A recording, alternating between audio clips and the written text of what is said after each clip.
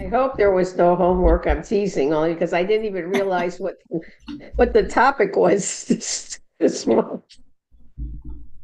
There's not going to be anything like homework. What we're doing is we're generating a discussion on a subject. So we'll say the topic. We'll try to do a little better than a week in advance. And then if you want to prepare, go for it. Yeah, yeah. But No, I know. I was teasing. we don't want it to be It's an dependent on interesting study. topic.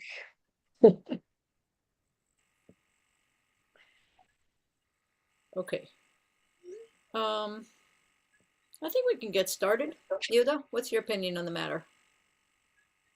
I guess he's saying yes. Okay. It's in the chat. Okay. Hello, everybody. My screen just changed view without me doing it. Let me see. Okay, here we go. I want to see everybody. So just looking on the screen, there's no particular reason we chose this subject. Just want to make that clear. Okay. You then I listen and review the month before, and we sort of come up with something that feels like a theme that came up, and that guides the decision so far for the next theme. At the end, we'll leave a few minutes to talk about what happens next month when we're not here, if looking for ideas for that. Otherwise, let's start. So Jen, in particular, I appreciate you coming today. I think that you'll have some input. Thanks We'll for coming. See. Thanks. Thank you. Thanks for reaching out. It was good seeing you the other day. Yeah.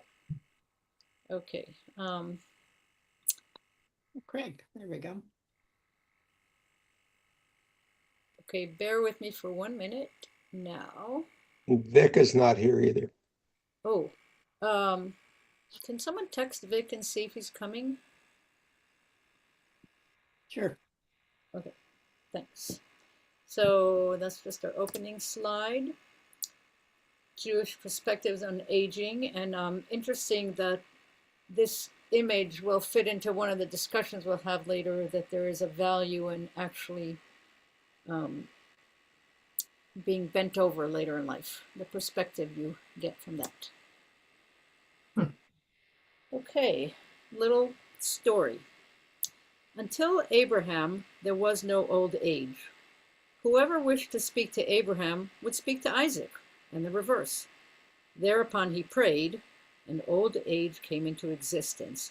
As it is written, and Abraham was old and well stricken in age. That quote is from Genesis 24:1, and the story is from the Talmud from Baba Metzia. Our rabbis believe that Abraham's old appearance was a gift from God. Gray hair was a literal crown of splendor placed atop the head of a person to broadcast to the world that he contains a lifetime of knowledge, insight, and wisdom. And that's from Midrash Tanchuma on the chapter of Chayei Sarah, or the life of Sarah, which should sound familiar to some on the meeting here. Reflecting on Abraham's aging, our ancient rabbis quote a teaching from the book of Proverbs that declared, "The crown of splendor is old age."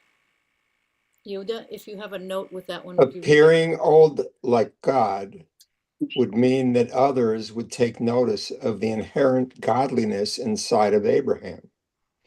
He knew from experience what it was like to walk with faith, to stand for justice, to yearn for children, and to bury someone he loved. His wrinkles and his hair attested to the various episodes of his life. Abraham needed people to understand that compared to his son Isaac, he had a generation more of living under his belt. So he prayed for an outward sign to convey this notion to the world. This comes from Midrash Tanchuma, Chayei Sarah.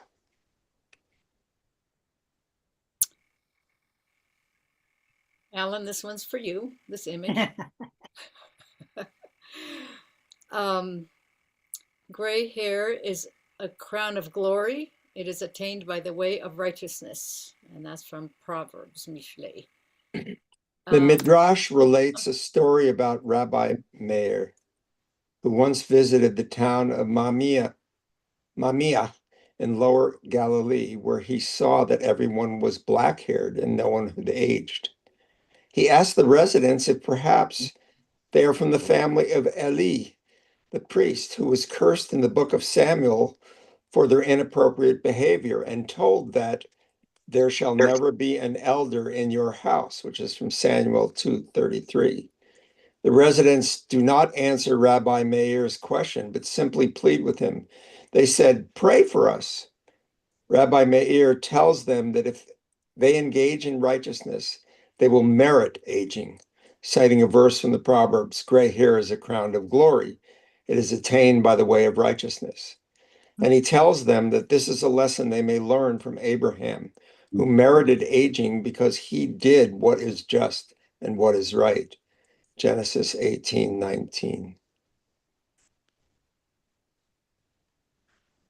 You read this note, then I'm taking down the slides. Now, the Talmud tells the story of Rabbi Elazar ben Azariah, who was appointed to be the head of the rabbinic assembly at the age of 18. Soon after receiving his post, he had a conversation with his wife where she expressed concern over his well-being. Perhaps people would judge him, she thought, because he appeared young and cast him out of the study hall. So that night, a miracle occurred, and his hair turned white, so that he appeared like a 70-year-old, even though he was actually 18. This is from the Talmud Brachot 28a. Thank you. Oh, excuse me. I think I'm supposed to do that. There we go. Okay.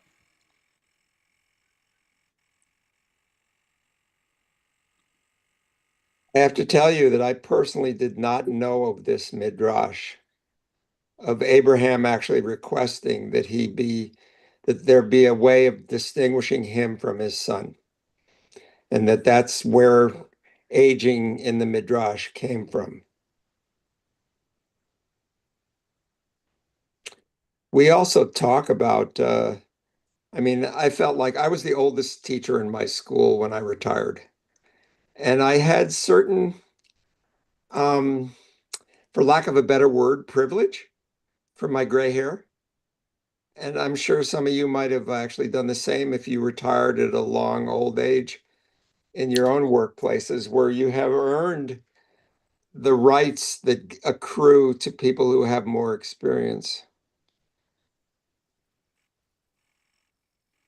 So The equating of gray hair with age and wisdom makes me a little uncomfortable since my hair has not turned gray by its own accord, and my mother wasn't full gray until she was 90. So I was like, but wait a minute. So that's all. Had to share. It makes me a little squirmy. No, well, the next set of slides sort of addresses what you're saying. Okay, because I have the wrinkles. right. So actually, I look because everything seemed to be focused because there are. What I'm trying to find Jewish sources to talk about aging, and they are all focused on the gray hair. And I tried to see if there was something about wrinkles, and there's not any midrash or anything that speaks about wrinkles, and there's nothing I found, in my exhaustive, right? It's not like I'm a scholar or anything, but I couldn't find because I thought of the same thing. We have a very wise friend, Janet, in Kentucky. I always considered her one of my wisest friends. She's older than me by 10 years or more. She didn't have any gray hair at all. And then there are the people who turn full gray when they're 20 Right. without, I get it about God can intervene because somebody's very wise, but I wouldn't say that these people qualify. So, So even though all the stories that we read reflect the idea of aging being visible with gray hair in Jewish tradition, we expand that to say that there is a difference and it's visible or palpable between younger people and older people, and that's what we're talking about. So there you go. Nice, are thank you. included. I like it. So that was going to be the part of the discussion if people want to share their experience with how they experience how the world treats them differently as they age. In the context of wisdom, because we're going to bring up other contexts as well. But in the context of wisdom, does anyone have something they want to share about that? I don't even think it has to be in the context of wisdom. I think it can be in any context. Sure.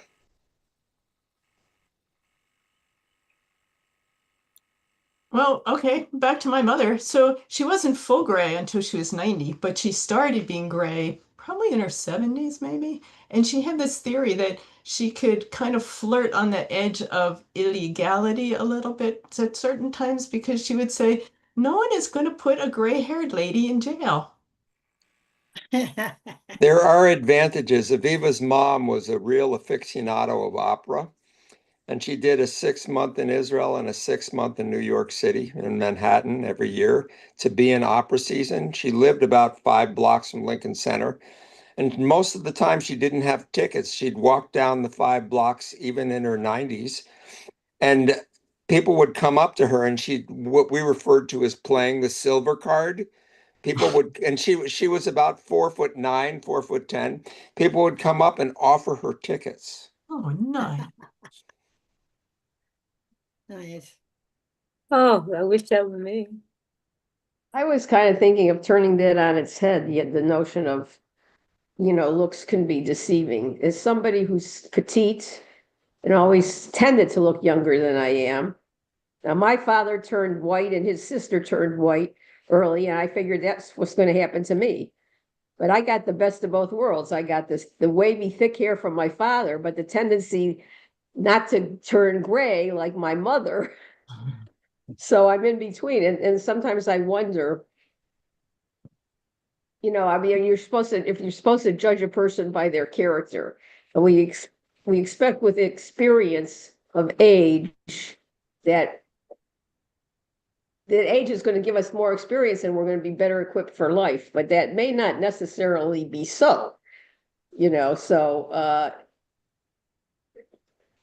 that's just one side of it. I mean, the other side of it that I keep thinking of is in relative to modern times and other traditions. They always talk about the Oriental tradition being more respectful of their elders. And we have grown up in a period in capitalistic Western hemisphere, Western society that puts a big premium on youth. So there's that dichotomy and that irony there. And I don't know what totally to make of it, but I think it has to be noted. I don't know what the Talmud has to say about any of that. We will Except bring that that up. It's actually in about 20, 25 minutes. We've got a see what a couple mind slides reader I about am. that. Okay. Great minds think alike. It's just overall, one would think that, merits should be more there. Well, I guess there's the example right there of the 18-year-old rabbi. You have to, because people will jump to conclusions based on what they see only, they can lose out on a lot, so it's kind of frustrating sometimes that individuals who have maybe more wisdom than they appear to have, or are more mature than their chronological age would say, have to play a game just to stay in the game, which says something about human nature. I think when we encounter young people that strike us as being wise, we use the term wise for their age. They seem wise for their age, or they seem like an old soul. There's something that is always incongruous, and we have to justify it. So when a young person gets elected to some huge office, somewhere, there are those who sit back with suspicion and say, well, let's watch them fail, because they come from a place of doubting that you could have wisdom unless you've lived through life. But not everybody's life experience is the same. So in essence, it's a pretty weak argument. But what is true is that that our ability to take our life experience and reflect on it, and then use that and then use that to be a model for the next generation. That idea of reflection, it's not just the experience, it's that we reflect on it. And then we use that reflection to communicate to the next generations. That's what it is. So the wisdom is not accorded, not afforded to someone unless, what do you do with it? Right? Unless we show that we're doing something with it. So again, in Jewish tradition, how you look on the outside rarely reflects on the inside, but sometimes you need a sign to just get that beginning of legitimacy. Maybe a good segue.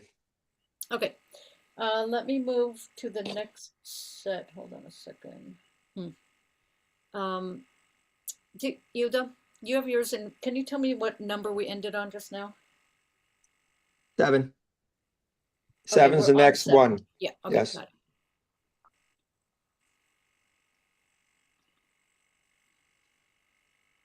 Nope. Hold on, I know, I have to move. I'm waiting for something on my screen. There we go. Now I can go slideshow, start from current. That one. Okay, do you have notes on there?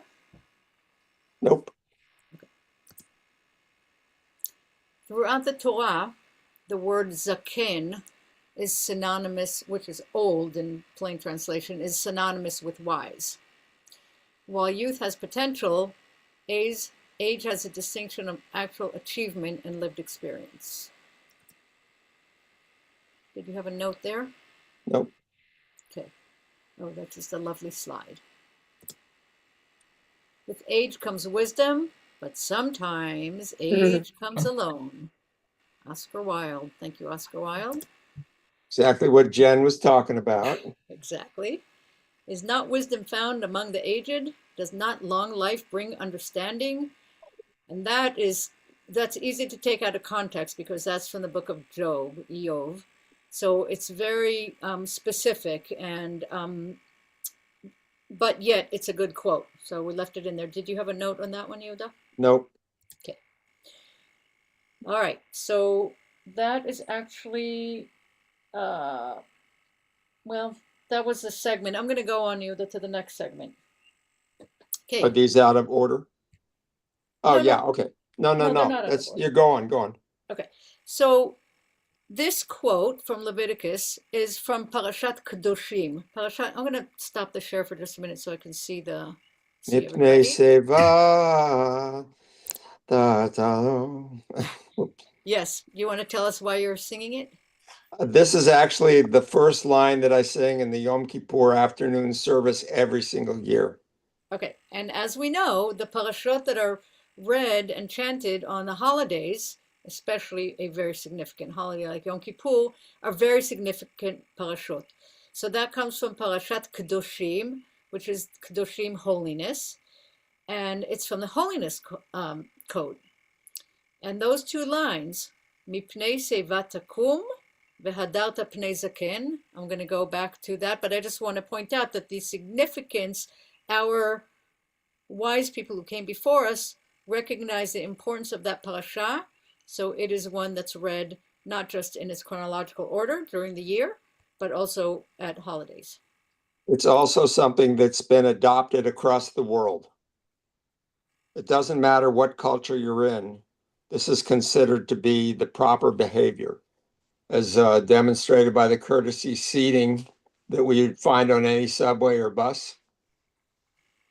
Rise before a person who's reached old age might be read this way, quote, reaching old age means summoning up the inner resources that enable a person to rise and accomplish their purpose in life, which is a quote from Rabbi Schneerson.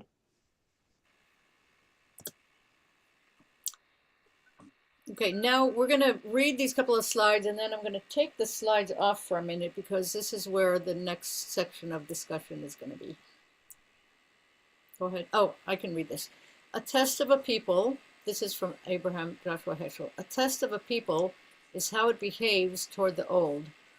It is easy to love children. Even tyrants and dictators make a point of being fond of children. But the affection and care for the old, the incurable, the helpless, and are the true gold mines of a culture. According to all the standards we employ, the aged person is condemned as inferior, conditioned to operating as a machine for making and spending money with all other relationships dependent upon its efficiency. The moment the machine is out of order and beyond repair, one begins to feel like a ghost without a sense of reality, regarding himself as a person who has outlived his usefulness. He feels as if he has to apologize for being alive. Rabbi Heschel says, may I suggest that man's potential for change and growth is much greater than we are willing to admit, and that old age be regarded not as the age of stagnation, but as the age of opportunities for inner growth.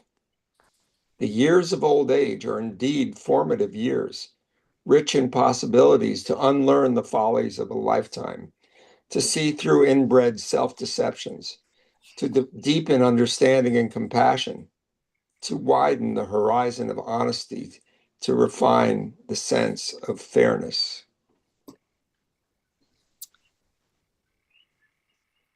Thank you. I'm going to stop for just a minute. In Pirkei Avot, the Ethics of Our Fathers, there are, I think, 5 or 6 books. In the 5th book, there is a line that divides life into pretty much decades. So I'm just going to run through that very quickly. Wait, that's later. Oh, It's definitely a later slide. no, okay, so I won't run through it, but I will say this. The way that we like to divide things into understandable chunks, there are stages of life. So the early years are That considered. is slide 17, by the way. I know. Just stop. I'm not alluding to that slide right now. The first stage is learning, right? The next is the idea of building, right? Building a family, building a career, building. But then there's the idea of strength, where everything that you have done over a lifetime becomes who you are and the strength that you have to give. And only after that comes the stage of wisdom. So I'm going to stop talking because I want to hear others. But the implication, what Heschel brings into the picture, is how society looks at aging. And we're not necessarily speaking direct only about Jewish society, but generally, how has society changed in a way that puts older people in a category where they move into being a problem to deal with?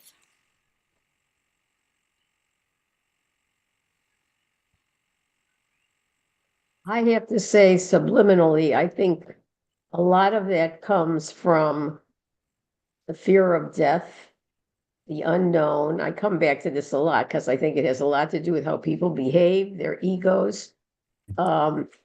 The young people, to some degree,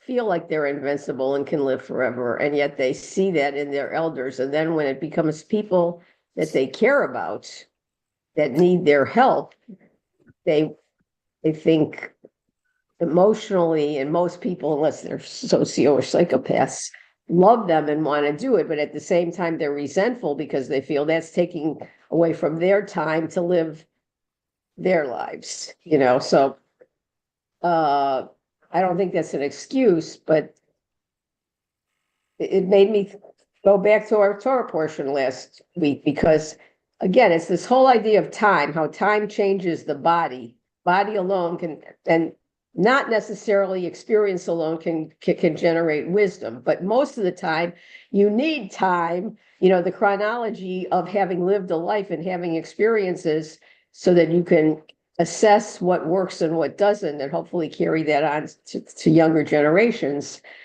Probability is that you gain more quote unquote wisdom with greater age, with more time to experience things. So that's what people count on. But the source going back is the 10 Commandments: honor thy father and thy mother. In a way, is your father and mother by definition have to be older than you, and yet there are times later in life where there is role reversal. I had a coworker who said she had to be a mother to her mother, who was, very immature in a lot of ways. So it's, there are general trends that are the probabilistic outcomes of thinking that there's a correlation between age and wisdom, but that can be flipped on its head. So again, the main thing is to take each individual as you find them and gain the wisdom that you can from those people and not fall into stereotypes. But again, it takes a lot of attention and conscious will to not fall into those patterns. What do you Heather? think, I Heather? think that a lot of it is cultural. And in this country, and I'm just saying this generally, not that it happens in every family, but I think generally old people are sort of shoved aside, especially if they don't have money. Whereas when I go to other countries, the elderly are kept in the home, taken care of by the younger, their children and their grandchildren, and they die at home. I don't really, see that as much in this country. I don't know about Europe. Maybe it's just a factor of the West.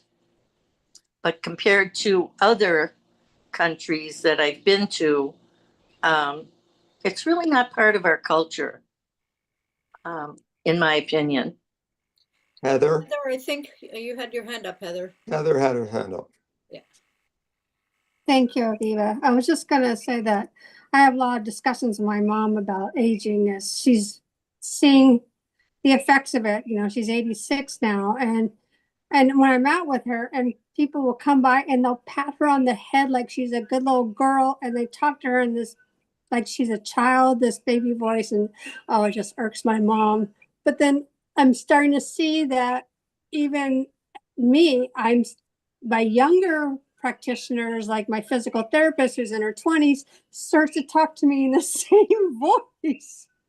And it's just, it's baffling to me.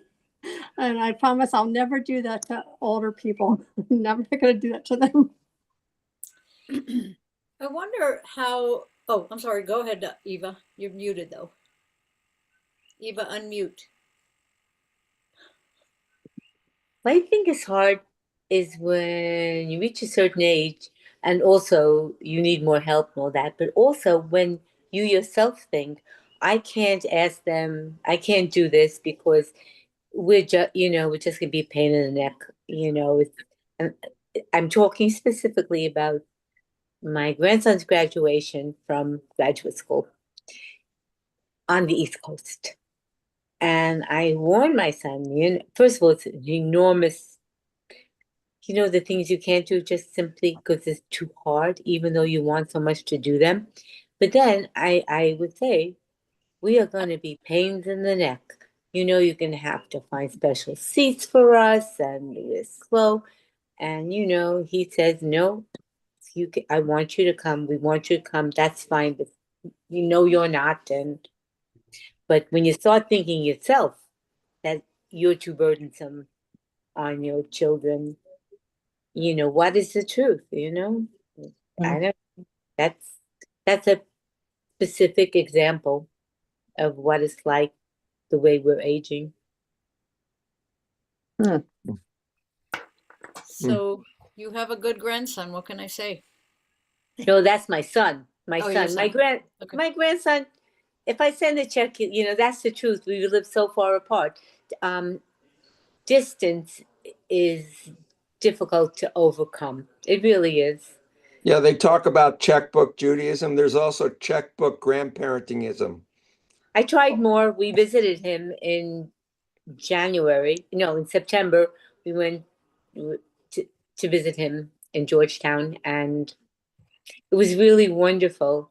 We really we reconnected. I think he would like us to be there, but even more than that, you know. So So how Yuda brought up a term. Let me switch that term around on you, Yuda. Checkbook, Judaism. checkbook societal response to a problem generally. So checkbook children of aging parents. And I think what I'm thinking of is Atul Gawande's book, Being Mortal. he goes through the description of the origins of what nursing homes were. Originally, nursing homes were not a place where people go to live out their lives. They were very, very, very specific. There's a time when you get older when you need the services, medical services, but you don't need to be in a hospital anymore. And nursing homes were transitions. You're not ready to go home, but you need something, but you're not there permanently. Over time, the idea became monetized that there's a whole market for exactly that kind of place. Older people not living in their own homes, but God forbid, not living with their own kids. And it, in our economic structure in this country, capitalism, if there's something to capitalize on, it's going to take off. And the whole idea of places where we put our parents or grandparents because we want them to be safe. We don't address all the other issues, what it might mean to leave a place where you lived your entire life or, move away from your friends. But we just think safety. We're buying safety and a whole industry sprung up around it. And now that's what most people think about when they think of aging parents, is moving them somewhere where, they'll be taken care of, they'll be safe. And that's partially what I meant when I said in this culture. My own mother had her own private apartment in a place that also had assisted living and a nursing. It was sort of like you went from your own apartment to assisted living. By the time you got to nursing, that you were on your way to your grave. My mother refused. She stayed in her apartment. She was 96 when she died, but my kids took care of her. My kids and she had a monitor and we had other things. But had she gone into assisted living or nursing, it just became more and more expensive. I mean, we looked into nursing here for Billy's mother here on the Big Island. I think something like $6,000-7,000 a month maybe is about the cheapest. So what is that about? I mean, how I don't understand how that culturally is taking care of our elderly. Like there seems to be money for all these other things, rockets to go to Mars and I don't know what, but there's no money to take care of the elderly. So what you were saying, Aviva, is kind of the monetization of it, the capitalist part of it. So unless you really have, I came from a family, my grandparents came from Europe, and that's what we did. That's just sort of, so maybe I'm lucky to have my kids doing that, but with me. But, I don't know what'll happen if I ever need, a lot of care, but culturally, it's just not part of our society that much. Is it in Orthodox Judaism? That's my question. So if you're, Hasidic, if you're Chabad, or if you're a Satmar, or I'm not that familiar with what they do. Does anybody know? I think that I don't think that we are going to try to cover that because I don't think any of us know. But I will say that one of the things that you're actually talking about is staying in community. So yeah, and I would think that they would have more support in their communities. So part of the discussion we're having, and I value reading Heschel because he spanned two worlds. He actually, as an adult, he lived in this country. He was a rabbi in in the times he lived, he was very progressive. And so we have to look at what our reality is. And our reality is in that middle stage of life, what did I call it? The growing, right? The growing, I forget how I termed it.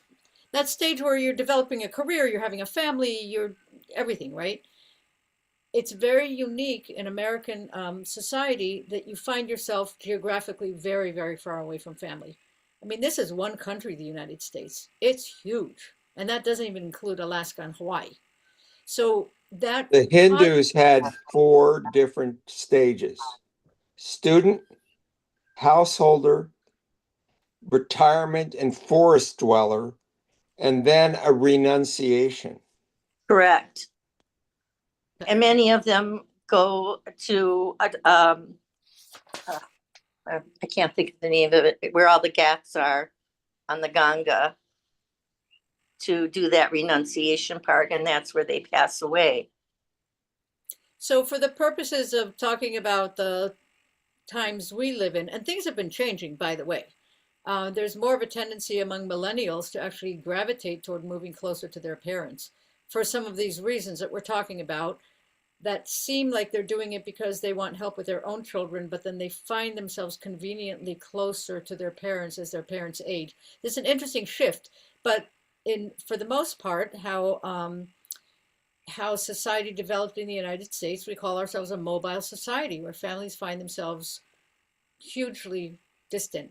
And, COVID brought that to the forefront where there were grandparents who didn't see their grandchildren for 2 years or more.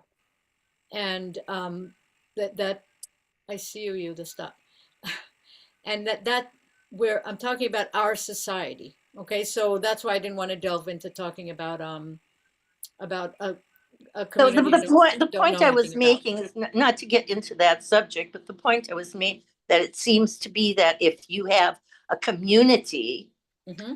that no matter what country you live in, people who live more in a communal cultural state take care of their elderly in their homes till they die.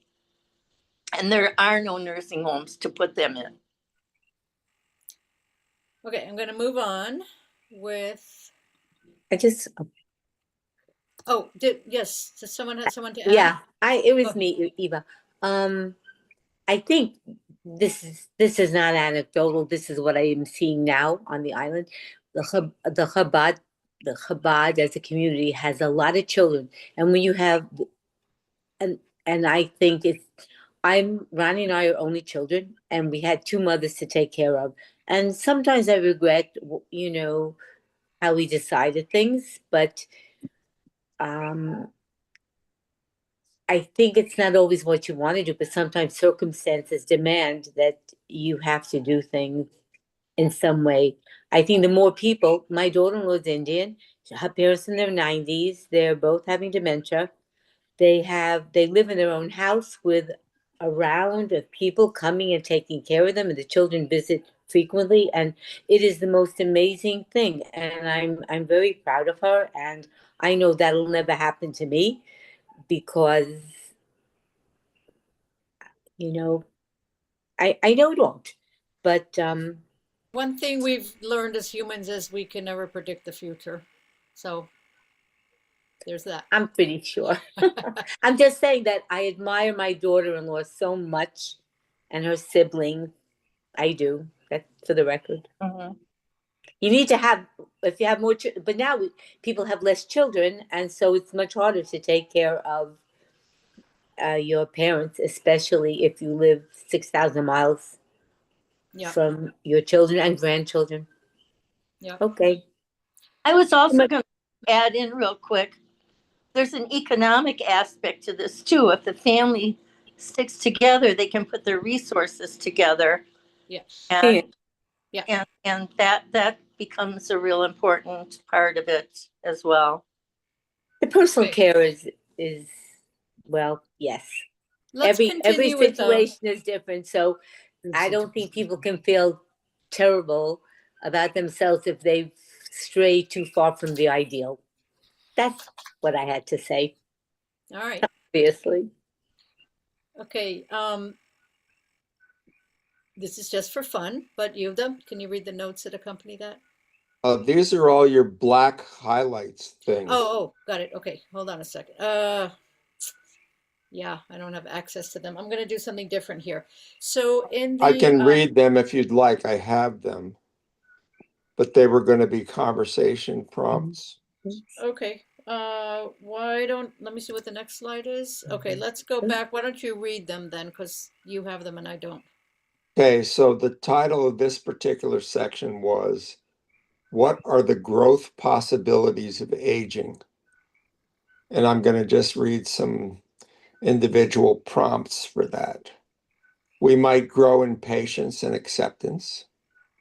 We might learn how to receive, to allow others to care for us. We might learn how to acknowledge vulnerability. We might learn how to be with loss. We might expand our capacity to feel worthy just by being and not just growth. Elders have the opportunity to teach. So I wanted to say something about, I pulled up my notes, I stopped the share. This idea of feeling worthy just by being, that's, putting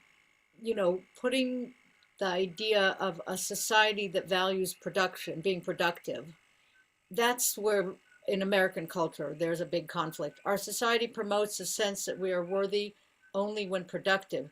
Judaism teaches that the holiest time of the week is Shabbat, when we cease from labor and do not create, when we allow the world to be as it is. Um, so that I wanted to bring that in because we do value not being productive in Judaism. The whole world values Shabbat in whatever way.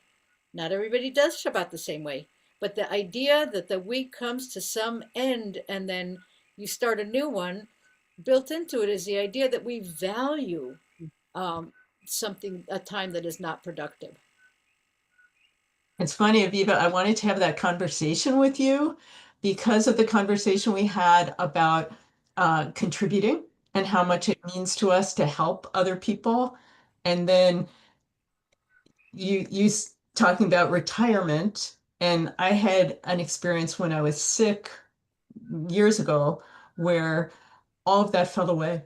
And so what's left when you can't contribute, when you can't achieve stuff in a culture that so values it? And either you feel worthless and you want to die, or you go deeper and find some other deep, deep meaning.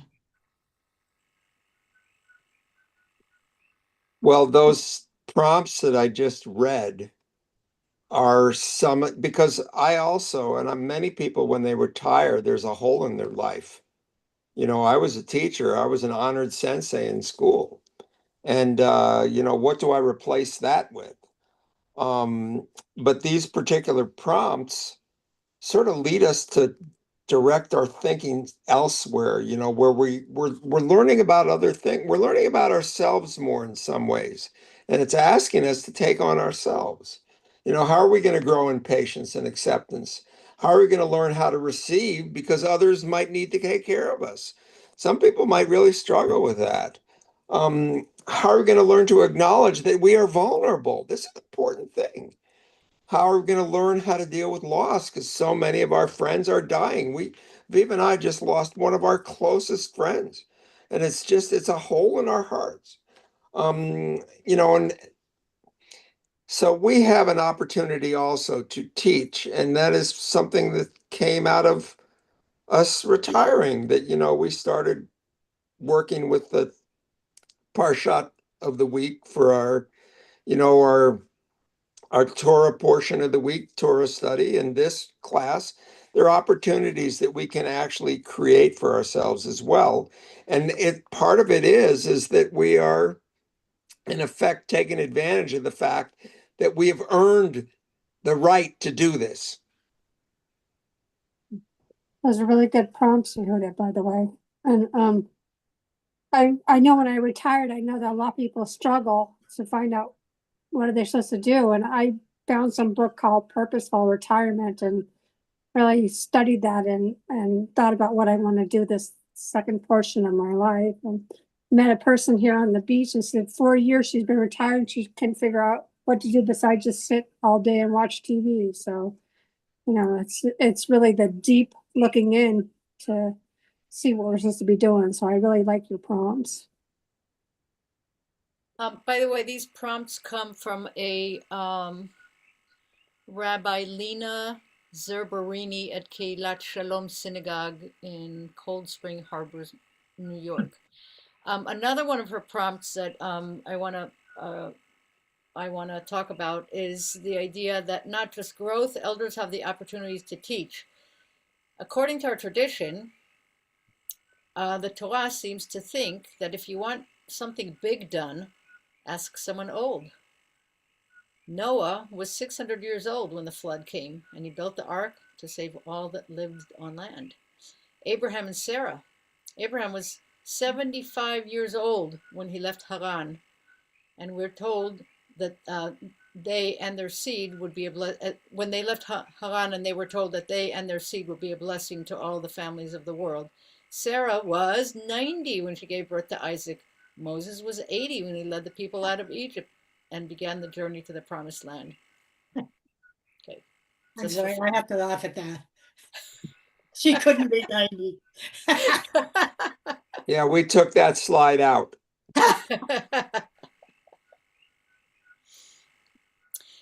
I have in our synagogue, we have a 103-year-old person. And she talks about what she did when she lost her husband and came here to live to be near her daughter. And unlike you, Sarah, her daughter and they are a dynamic duo. Each of them are very strong personalities. So she does not want to live with anybody else. She's had a few people. She's 103 and she still lives by herself. And she doesn't do well when she has somebody there, every day or whatever. She does have people come and help her, and she gets help with shopping. And when she came here, she decided that she had to make friends. And the way she did it is she put an advertisement in the newspaper to have a mahjong group or teach mahjong. She's interested in, not Chinese mahjong, but, American mahjong. Here And in Hawaii? yeah. She lives here. And so she has made an incredible number of people, and it became her, all sorts of people. I mean, she's a talker also. She's very verbal, remembers everything, Wow. has not got a problem with her memory at all. And well, she likes to repeat her stories, but she remembers a lot. And she is just an amazing person. And I'm thinking, we're all so different. But I think the idea is, and what they always say is, you have to have a community of people you want to talk to, want to get along with, and it could be your family. But like Ruth Ader, she has a couple of different sons and they're busy with their family. She decided to go and live in California near where they are with her husband in a community, but it provides so many outlets for her. It takes her, if she needs to go to the doctor, we'll always have a bus there that you just tell them when. They have all sorts of movies that are there, classes that are there, artwork. You can have anything, and there's so many people there that it's really invigorating. It's very nice to have seen where she lives. So, just you have to be true to yourself and try to come out with a good outcome. Unfortunately, often it comes down to finances again, because places like that are expensive.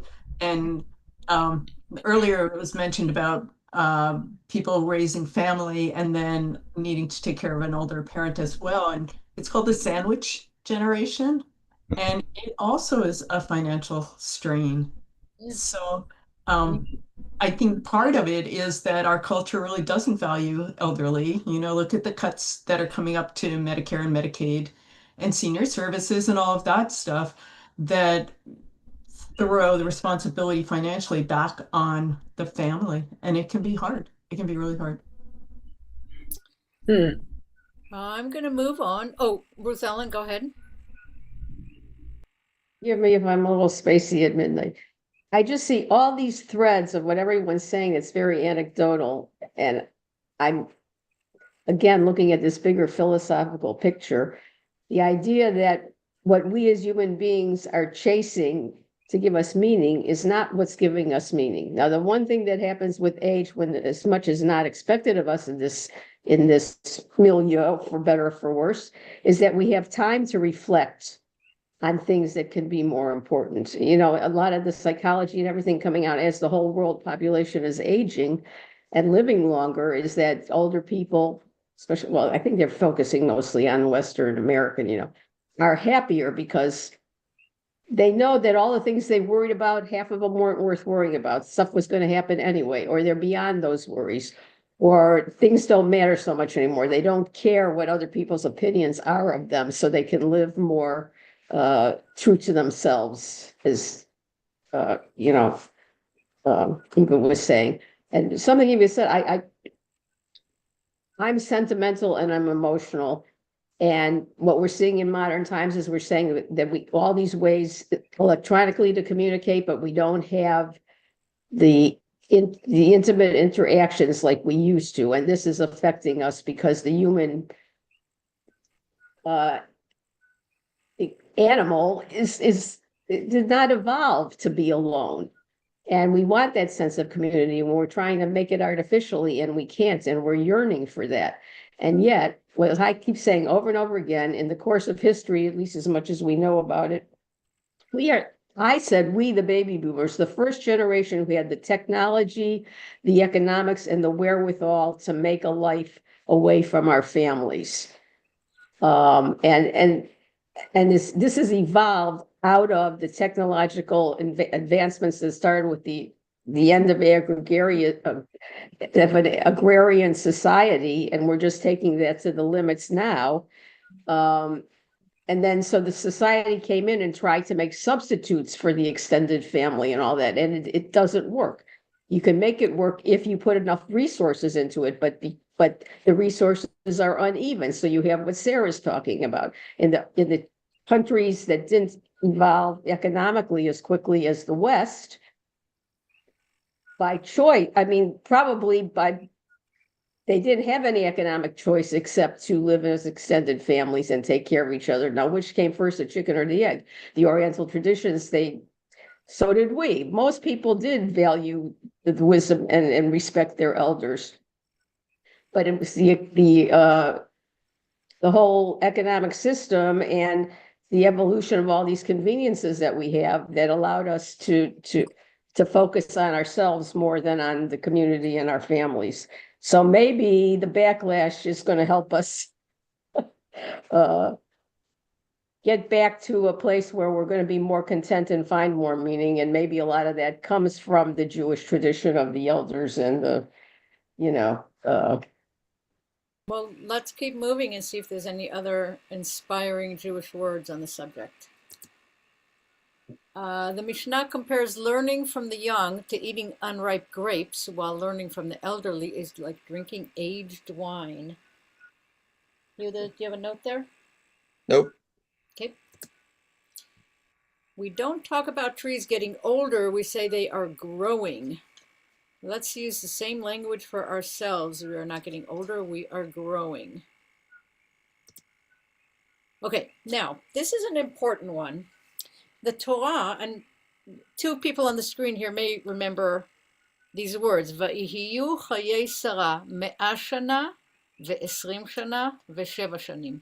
I always hear Nella's voice when I read this. The Torah records Sarah's life as 100 years and 20 years and 7 years, as opposed to 127 years, indicating that every stage of life has its own purpose and value. Yehuda? The teaching of Pirkei Avot in the name of Rabbi Yehuda ben Tema lists life stages by educational curriculum and then by decade, ranging from the beginning of one's education at 5 to the age of 100. To what extent are these ages and their associations relevant to us today? The middle life ones strength, understanding, the idea that the ability to give good advice comes only after a few decades of living, says Rabbi Tema, suggesting that age 50 is when this happens. He likes that there is the idea of a ripe old age and a strength in later years, such as 80, a second age of strength. I wonder to what extent the advances in medicine and longevity, he says, make his ideas of 90, which are stooped over, and 100 as if he were dead, quote unquote, obsolete, and to what extent the increase in Alzheimer's and other memory loss disorders might affect his generalizations. Harsh. I'm going to move through a couple more slides, but a lot of our So discussion. there's reading in the next one as well. Yeah, I know. That's why I'm moving through. Okay. Now everyone might recognize these words. We sing them at our services. Psalm 92, which is Barry leading us in the yai dai dai dai dai dai, and then we move to the second part of Psalm 92, which is Tzadik Katamar, and these words end. They will still blossom and be fruitful in old age, vigorous and fresh they will be. In contemporary culture, youth is considered the spring of life and old age its winter. It's very interesting that in rabbinical literature, it is the opposite. Elderly sages will often refer to thoughts they had in their youth as concepts they realized in their days of winter. Winter being the time the seeds germinate and take root, blossoming in the spring.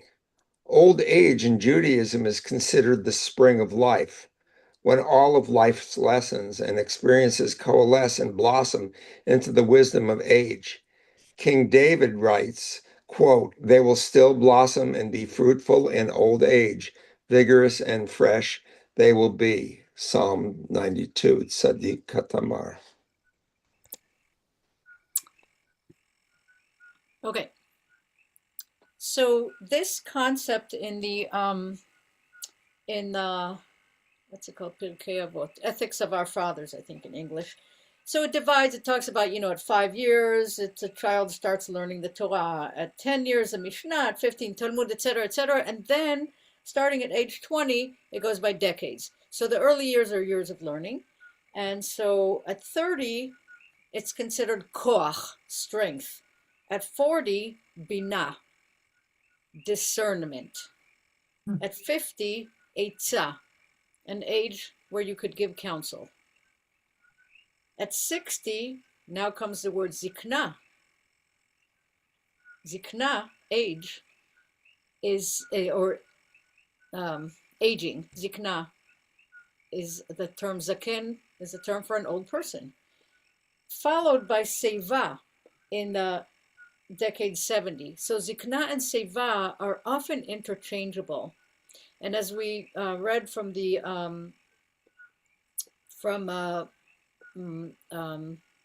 Kedoshim, mipnei seva takum v'hadarta pnei zaken, rise up in the face of an older person and honor the aged. So seva and zikna, those two words are mostly interchangeable in modern language, but yet they have they build up into something, because 70 and 80 are considered old, but 90 is the age of being bent over. And we think of that concept as, a physical ailment that might, again, we started by looking at the outside, the crown of glory, that's the gray hair. And now we look at the idea of being bent over. It's very physical. A person who's bent over can't look someone in the eye, and others can't look them in the eye. It becomes easier to not treat them as fully human as we should treat them, because we're not looking at them in the eye. We're not making eye contact. But yet, when we know about other senses, that when one sense is limited, other senses develop to compensate. So a blind person might have better hearing. So the decade of the 90s, that being bent over allows for a different kind of seeing, or a different way of perceiving. And the most troubling one is at 100 in the Hebrew, it says ke'ilu met, as if already dead. And it's very troubling. I really had to search to find something that made that okay, and I came upon something. a young rabbi who during COVID went to one of the nursing homes in his community and basically was rabbi on site for whatever needs came up, because a lot of needs came up. And he described how a woman in her hundreds, somewhere like 101, 102, just said to him, that's not at all what it means to her. It doesn't mean I'm done as if I'm dead. It means I have contributed all I can contribute. Whatever happens next is okay. I don't need to hang on. I've done what I needed to do. So if I die tomorrow, it won't matter because I have done what there is to do. And I thought that was just a beautiful way to explain that, because I've watched lots of and read lots of different things about these stages, and I've never found one that was so simply satisfying like that. So that's the end of our slides with content. The rest we have some fun slides to end with, but this is, and then a great poem to end. yes. But that's so there are lots and lots of Jewish references to aging, but they get complicated, and this is where we wanted the discussion to start and end, with the idea of the physicality of aging and what it means to us in our society, but also what it means in Judaism. Go ahead, Ruth And I Ellen. throw something that came, because I first learned of this, an interview with Kirk Douglas, who always became Jewish in his old age. Where did this come from? He said that the life, a good life, was thought to be 70 years. In this interview, he was saying why at 83 he was going to be bar mitzvahed again, because at 71 he started over, so he's really only 13. I don't know. I don't think he made this out of whole cloth, and there's probably some pure Keto about it, but that's kind of seems counter to what you just said, or maybe it's just flipping it over, that you're getting another chance, so you're starting. So that would make you'd be 30 again at 100. And what happens at 30, Yehuda? What did you say? I mean, the strength, you're like everything's Koach. coming to, Koach, yeah, strength. so maybe that's the numerology involved there. Or why in the Torah are these ripe old ages, or even the idea of Methuselah, all that? We keep saying they probably measured time differently, or is it that they were living many lifetimes within a physical epoch, Yeah.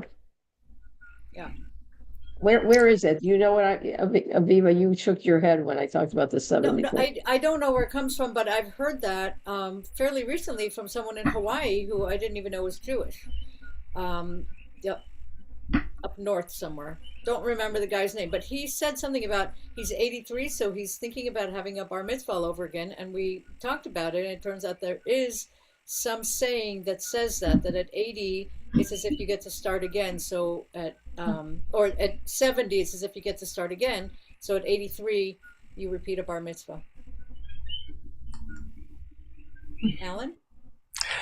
I was just thinking, so much of what has been discussed in this is how those people who aren't getting as ripe as some of us, are overripe as some of us are beginning to get, treat us, or how we fit into their society.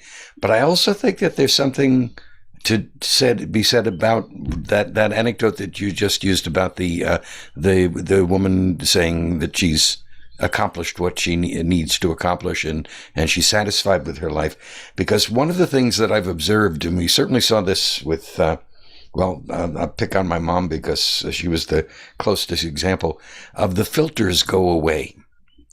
And they reach a point where it's all too easy to stop being nice or stop being courteous and get more demanding. And I realized that there were physical issues going on, but I also think there's a certain amount of introvertedness, of self-centered behavior that goes on as you get older. And I'm trying to figure out how to prevent that from happening, how to keep the same positive outlook, even though you may see that something, you might not live to see something come true or come to fruition, but instead of resenting that, being accepting of that, and as I say, the filters. I only half joke about this, where I remember once getting a call from my mom,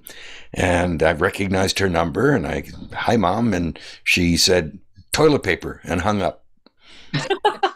And the message was she had run out of toilet paper, and I needed to, go to Costco and get her supply again. But I thought about that over the years, saying I don't want to, I don't want to be that way, but maybe it's hard not to. It's hard not to. I think that a couple of things. First of all, I have to say that I have a strong personality. So does my daughter. So that's that myth out the door. And the second thing is, with my condition and not being able to breathe, I have really quickly lost a lot of my ability and my freedom. And it's really difficult to give up your freedom.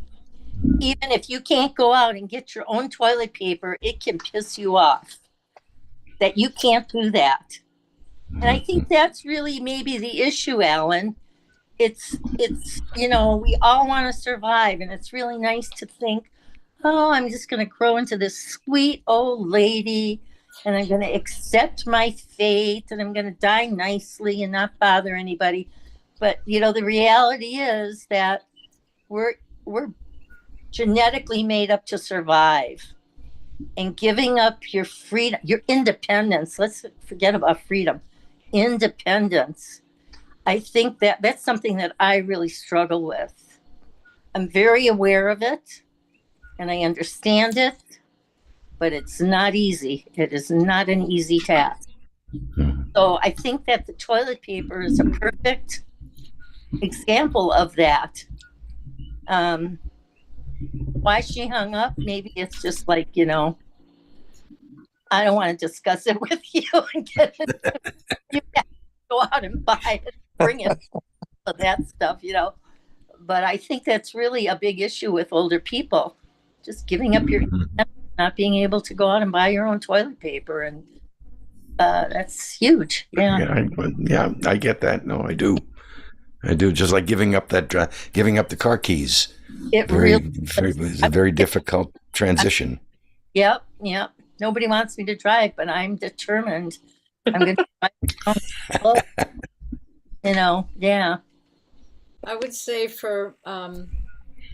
Alan, we should all talk about our parents, because we're lucky enough to have had them into an old age. So we actually have a perspective, and we have somebody to learn from. I mean, that's kind of the whole point of this discussion, is that do not discard me, or do not, whatever King David's saying, do not discard me when I'm old. I don't know a better translation. It's forsake, I think. Forsake, thank you. In the Hebrew, it's the same as discard, the same word. Do not forsake me when I'm old. Right. So one of the things that I really notice about my mother, and I attributed her old age to that, was that she not only changed in the ways that maybe other people would not find that comfortable, but she didn't make a big deal of it. Her ability to say, this is how I am now. What you gonna do about it? Like, it's not in a bad way, but this is how I am. He also laughed a lot. Yeah. She was one of the easiest people to get laughing with, Yeah. And curiosity. Is there any reason not to be curious when you're older? I mean, it's personal joy. Was she like that when she was in her 70s, or did she more or less become accepting when she was like in her 80s? Because I noticed that, like with my mother and my grandmother, they got easier as they got older, like into their 80s and 90s. They were more accepting. So or maybe more grateful, people taking care of them. Maybe. I'm just wondering. You have the experience of seeing how aging with a chip on your shoulder doesn't feel good to the people who age that way. So if you've had the experience of seeing others, you get to reflect on that, because as we are saying, and we'll see with our last few slides, that older age is an age of growing. It's not an age of stagnation. So older people see how the world is how their family is, how other people age, and they learn from that too. So, I always said Yoda had a very stubborn grandmother. I mean, I don't know if stubborn was the word. Let's just say she wasn't very nice. She was very well regarded in many ways. She was very intellectual. She was very everything, but plain old nice was not something that was one of her shining qualities. We scoured our wedding album for any picture that she was smiling in. And we caught a Mona Lisa once. No, But Did I she live? remember- I mean, I'm just wondering if, because I still feel kind of feisty in my 70s, but I think that well into my well, if I live that long, but if I think well into my 80s and 90s, like my mother and grandmother, they became gentler and kinder and more accepting, I think, or it's very- quieter. I don't know. I mean, it's they were very always individual. I think it's very individual, and there's Uh-huh. not one lesson to learn. But Mhm. this idea that the later years are years of learning is a very Jewish concept. yeah. It So is, that's yeah. why we wanted to. We'll end with a couple more slides on that because that's a very important. So maybe concept the in answer is Judaism. you have 12 kids, so at least a few of them will take care of you. Or at least There's have one of some- them be gay.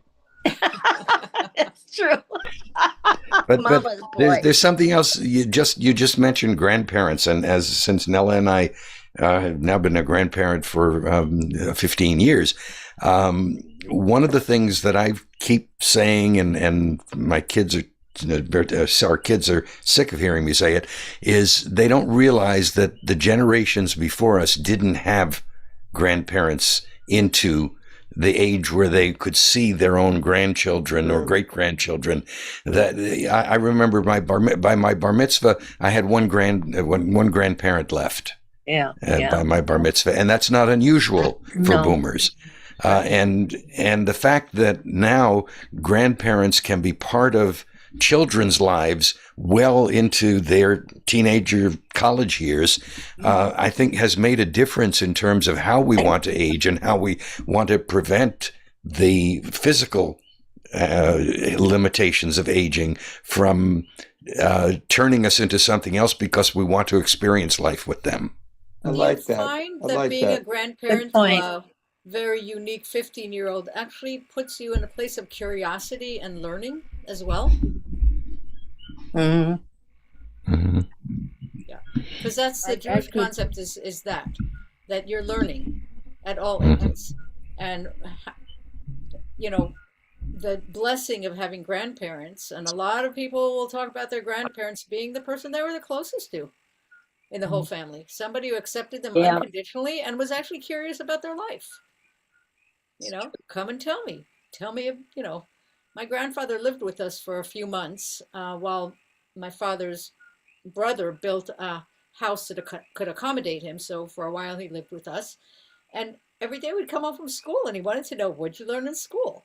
And, it felt kind of funny for a teenager in high school to be asked that, but he really was very, very curious how different it is. What did you learn? Tell me something I don't know, or just, we thought, oh, he's bored, he can't wait for us to come home. But no, he genuinely, it was like the joy of his life to spend time with grandchildren he hardly knew and find out what we think. So that's a They two-way know when you're street. real. Yeah, they really know when you're being real. They honestly do. Yeah, so true. Yeah. I'm Yeah, sure old people somebody are else, authentic.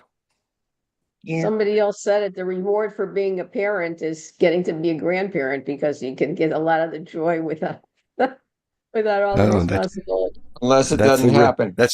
That's the reward for not killing your kids.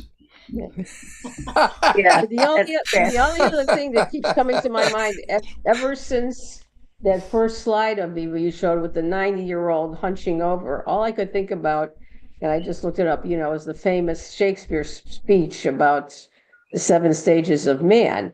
And I met a sculptor who had his own foundry, did lost wax sculpting. One of his famous ones was the 7 stages of man, but he did the art from the infant back to the 7th stage, back to an infant. which then that kind of ties in with the idea of at 70 you start over again. And some people say, like Alan's example of his mother.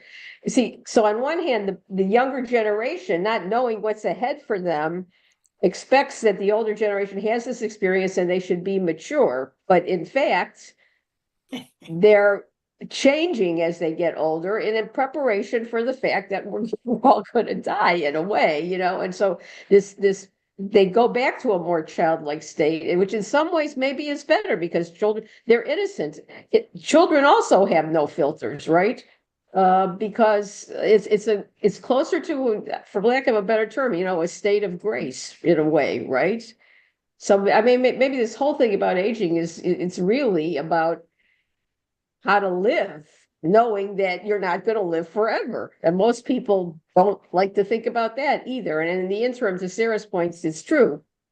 Our ego and our conscious human selves want to maintain our independence, want to keep being able to live the way we've evolved to through our own choices and experience to have agency over ourselves, and realizing that may be slipping away is definitely very difficult. But that's the whole human condition, which is also what brings us back to studying Torah and all that, because we want to find deeper answers. Sometimes it comes with a bang, not slipping away gradually. So, like true. Breathing, but I also think of Ram Dass, who suddenly had a stroke and ended up in a wheelchair. And I often refer myself to him because I've known him a long time. And, he went through, with all of his enlightenment and all of that, he had to do some real learning at that stage in his life. And he talks about it, in his, and some. In the islands, coincidentally, I met someone who said that he knew him personally, and he did things like either smoke or whatever, had high blood pressure to take care of it. I'm going to move to the. Had to do anyway. I'm going to move to the last few slides, and then people stay on as you will. I want to leave a couple minutes to talk about next month. So, is my share on? Yes. Just a minute. Okay. And you will just stop us if we have any text under any of these. There are no texts on any of the rest of them. Oh, okay. So there we go. I love this one. It's a great image. Once you hit a certain age, life is just a delicate balance of trying to stay awake and trying to fall asleep while slowly getting worse at both. Age is an issue of mind over matter. If you don't mind, it doesn't matter. That's Mark Twain. David Bowie. Aging is an extraordinary process whereby you become the person you always should have been. And will you take us out with this, please? I want to age like sea glass, smoothed by tides, but not broken. I want my hard edges to soften. I want to ride the waves and go with the flow. I want to catch a wave and let it carry me to where I belong. I want to be picked up and held gently by those who delight in my well-earned patina and appreciate the changes I went through to achieve that beauty. I want to enjoy the journey and always remember that if you give the ocean something breakable, it will turn into something beautiful. I want to age like sea glass. Thank you, guys. Thank you. Very nice. Who wrote that one? Is that an original? No, but No, I didn't think so. I this. think I've seen it somewhere too, but it's been a while. It's pretty. Yeah, So- I didn't notice that he didn't have the citation on there. I'll come up with it for the next time. The question of the night is, will Mick Jagger and Keith Richards ever age? They already have. Still jumping around on stage like they're 15. I know they are there. I keep saying rock and roll just doesn't seem like the kind of music that you can easily grow old with, you know, but that's who they are. That's all they know. So that's I think Evo, did you have something to add? Yes, I had something to say about what your mother said. And I think that was very helpful for me in particular because it sounds like she accepted who she was and her limitations. And um, she wanted to help others understand this is how it is. It's not that she's not trying or anything. And because I think people probably always expected a lot of your mother. And I just think what you said just was very helpful to me. I will say, just to be fair, and you can back me up on this, that somebody asked how was my mother more like in her 70s or 80s before she was close to 100. Um, she was Israeli like me, even though she wasn't born in Israel.